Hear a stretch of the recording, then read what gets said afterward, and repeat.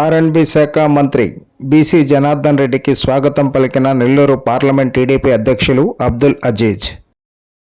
ఆర్ఎండ్బి శాఖ మంత్రి బీసీ జనార్దన్ రెడ్డికి స్వాగతం పలికిన నెల్లూరు పార్లమెంట్ టీడీపీ అధ్యక్షులు అబ్దుల్ అజీజ్ నిన్న నెల్లూరు జిల్లా పర్యటనకు విచ్చేసిన రోడ్లు మరియు భవనాల శాఖ మంత్రి బీసీ జనార్దన్ రెడ్డికి బోగోలు మండలం తిప్ప సెంటర్ వద్ద నెల్లూరు పార్లమెంటు టీడీపీ అధ్యక్షులు అబ్దుల్ అజీజ్ స్వాగతం పలికారు.